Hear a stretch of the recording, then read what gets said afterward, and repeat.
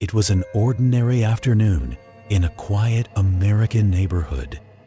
The kind of place where kids play in front yards and the sound of a lawnmower is the loudest noise you'll hear. A family was inside their home. A mother, a father, and their 2 young children. They were doing the normal things: homework, making a snack, checking emails. Then the doorbell rang. The father walked to the door. He glanced through the side window and saw a man in a brown UPS uniform holding a package. A familiar sight, a safe sight. He opened the door. And in that single, ordinary moment, their entire world shattered. The man in the uniform didn't smile. He didn't ask for a signature. His eyes were cold and focused. He dropped the empty box he was carrying, and he forced his way inside. A second man, who had been hiding by the shrubs, rushed in right behind him. The door slammed shut. The ordinary Tuesday was over. Inside, chaos erupted.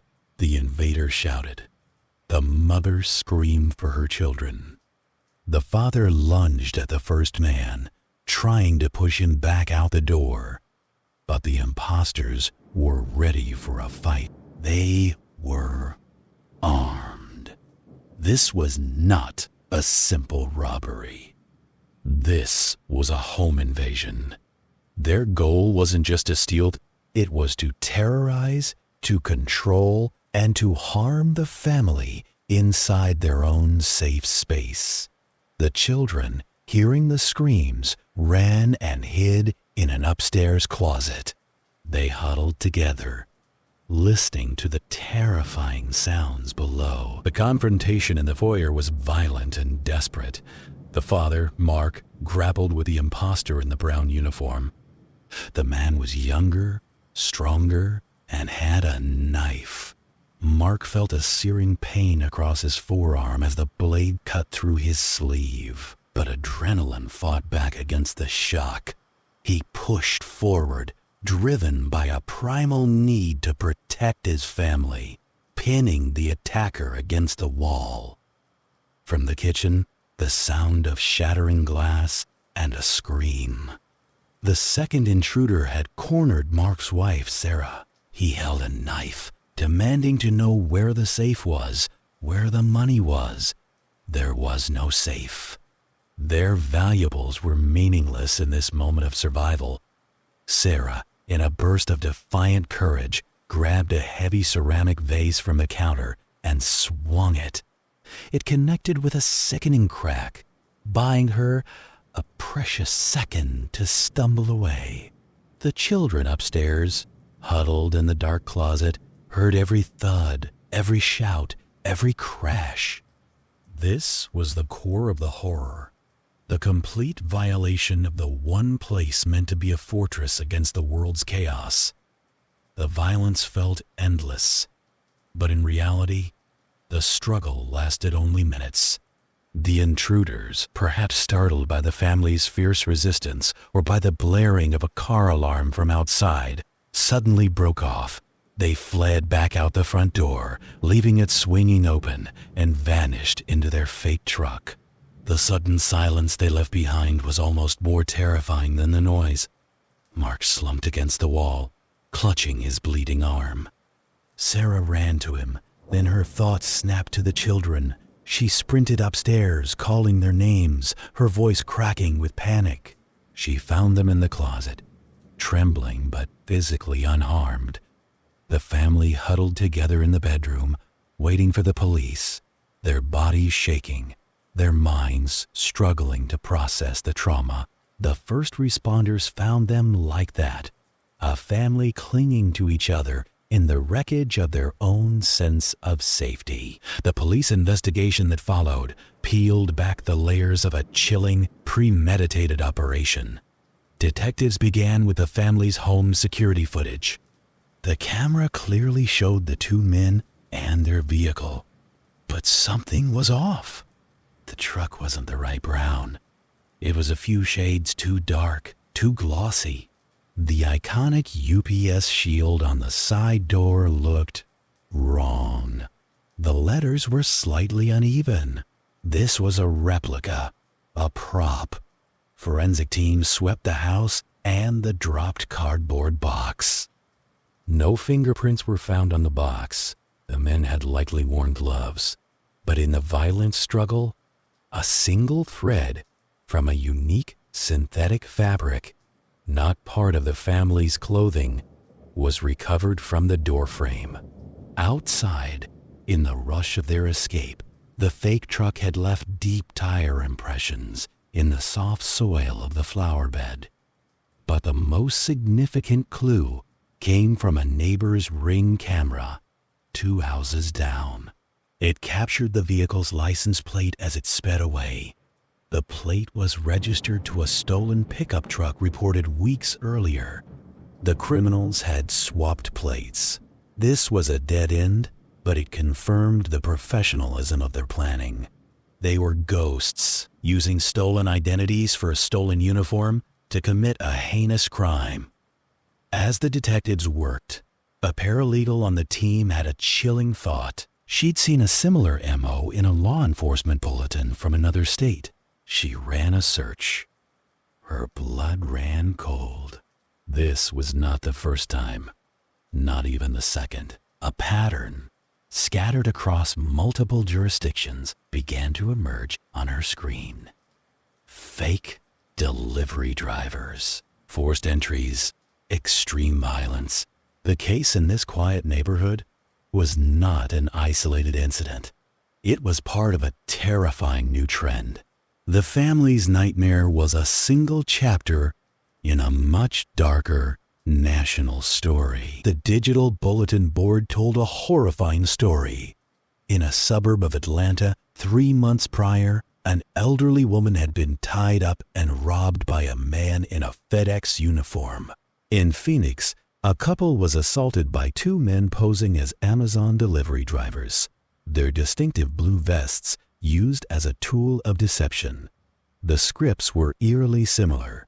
The uniform, the box, the polite approach, then the sudden, brutal pivot to violence. But the case of Mark and Sarah's family stood out for its heightened aggression. The intruders hadn't just wanted valuables.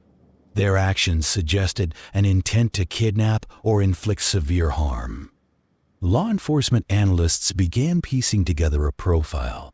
These were likely organized crews, not lone wolves.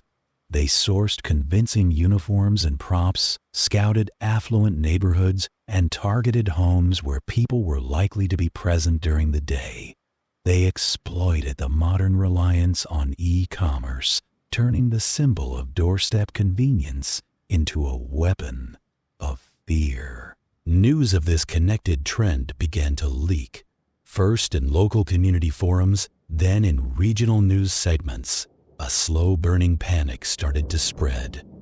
People began to look differently at every delivery truck. The simple act of answering the door was now fraught with a new and terrible anxiety. For Mark and Sarah, this broader context was a double-edged sword. It validated the scale of the evil they had faced, but it also meant their deep, personal pain was becoming a public headline, a cautionary tale used to sell security systems on the evening news. Their private trauma was now part of a national conversation about safety. In the weeks that followed, the physical wounds began to close, but for the family, the real injury was just revealing its depth. Mark's arm bore a neat scar, but his mind replayed the fight on a loop. Sarah jumped at every creak in the house. The children, once carefree, now demanded all the lights be kept on and asked to sleep in their parents' room. Packages were instructed to be left at a distant post office box. A simple knock at the door would send the entire family into a frozen, silent panic, waiting for the person to go away. Their home was no longer a sanctuary. It was a place they had to psychologically reclaim, room by room, day by painful day. Meanwhile, the lead detective on the case, a veteran named Maria Reyes, was piecing together the broader picture. Her team was in contact with the FBI, as the interstate pattern was now undeniable. In an interview, she said something that cut to the heart of the matter. "This isn't a new crime," she stated. "Home invasion is ancient. This is a new tool. They've weaponized our trust in a system. They've found a way to make us open the door for them. And that is a psychological innovation with devastating consequences." Her words framed the event not as a random tragedy, but as a sinister evolution in criminal strategy, one that left every home feeling more vulnerable. The story, as Detective Reyes feared, exploded in the media. News anchors spoke in grave tones about the delivery driver. Danger. Security companies aired dramatic ads featuring actors in brown uniforms turning toward the camera with menacing glances.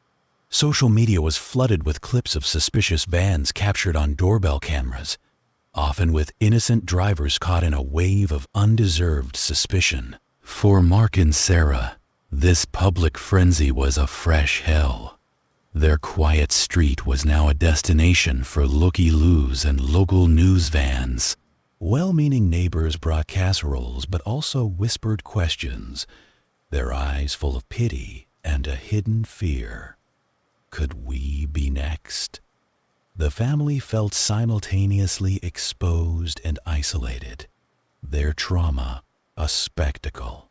The most damaging effect of the media storm, however, was the erosion of a fundamental social contract, the trust between service workers and the public.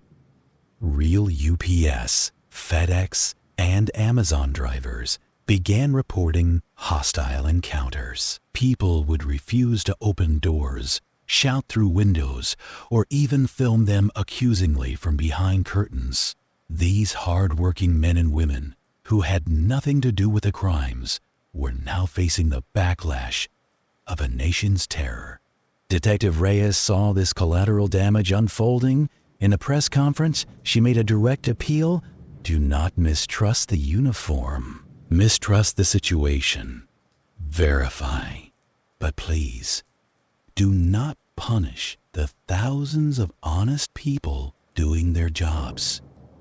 Her plea was a crucial step in refining the public's fear into something more useful: discernment, not blanket suspicion. In the midst of the fear and the frenzy, a slow, painful process of adaptation began. For Mark and Sarah, survival meant change. They installed a steel core front door with a commercial-grade deadbolt. Their doorbell camera was joined by 2 more, covering every approach. But the most significant change was behavioral.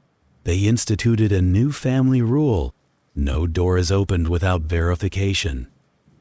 Every delivery was tracked on the official app. If an alert didn't show a driver was 30 seconds away, the door remained locked. They practiced speaking through the intercom. "Just leave it. Thank you." They taught their children that a uniform is not a password. It is a question that needs an answer. This new vigilance was exhausting. It was a constant mental tax, a reminder of the trauma they wished to forget. But it also gave them a sliver of control back. They were no longer passive potential victims. They were active participants in their own security. This shift was echoed in their neighborhood. The Homeowners Association, once focused on lawn height and fence colors, held a security seminar. A community watch group started a dedicated chat where neighbors reported suspicious vehicles in real time. The shared fear began to forge a stronger, more connected community. The predators had sought to isolate and terrify. The response was to unite and watch. The police investigation, while conclusive in its findings, offered little comfort to the family. The assailants were never caught for this specific crime. The trail went cold, but the work of Detective Reyes and the FBI task force did connect the dots to a larger interstate crew. Months later, several states away, police arrested a group of men for a similar botched home invasion. In their possession were multiple uniforms: UPS, FedEx, Amazon, and a stash of stolen license plates. The modus operandi was identical. While they couldn't be charged for the attack on Mark and Sarah's family without concrete evidence, a measure of closure arrived with their imprisonment. Their motives, when finally understood, were as hollow as the box they carried. This wasn't about politics or personal grievance. It was about sheer, lazy greed and a chilling willingness to inflict terror for a perceived shortcut to wealth. They saw hardworking families not as people, but as obstacles between them and a payday. The story of the fake delivery driver, from the first scream to the final arrest, forces us to stare into an uncomfortable truth about human nature. Some predators don't lurk in shadows. They study our daily lives, identify the symbols that make us feel safe, and then wear those symbols as camouflage. The wisdom we must gather from this pain isn't just about doorbell cameras and verified tracking. It's about understanding the predator's mind. So, what is the deeper wisdom from this family's pain? It begins with a redefinition of safety. True safety is not the absence of threat, an impossible ideal. It is the presence of a prepared mind. Mark and Sarah's family learned that safety is a verb. It is the action of checking the app, of reinforcing the door, of teaching the children the new rules. Their pre-trauma world, where a uniform equal legitimacy, is gone. In its place is a wiser, more resilient world where trust is earned through verification. This is the first and most painful lesson. Trust but verify. Always. The second wisdom is about community.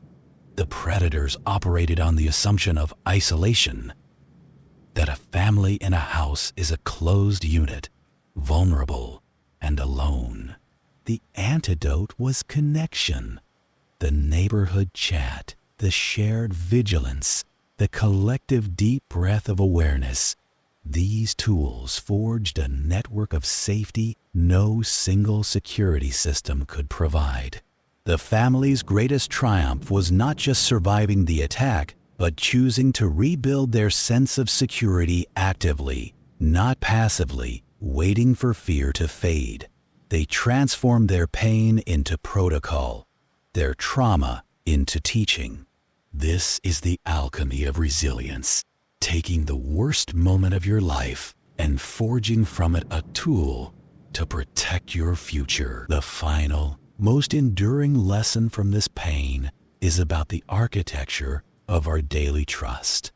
We live in a world built on convenient assumptions. A uniform is legitimate. A truck is official. A ringing doorbell is benign. This story forces a necessary and painful upgrade to that mental software. The wisdom here is that awareness is not paranoia. It is a form of respect. Respect for the reality that evil can wear a very convincing disguise.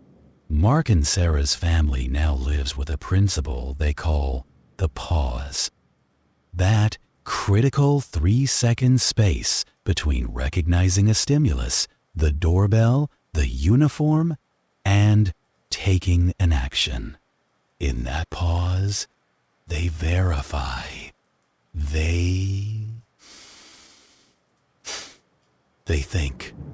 They decide. This pause is the ultimate weapon against the predator's primary tactic. relying on your automatic pilot. Furthermore, this saga teaches us about the long shadow of trauma.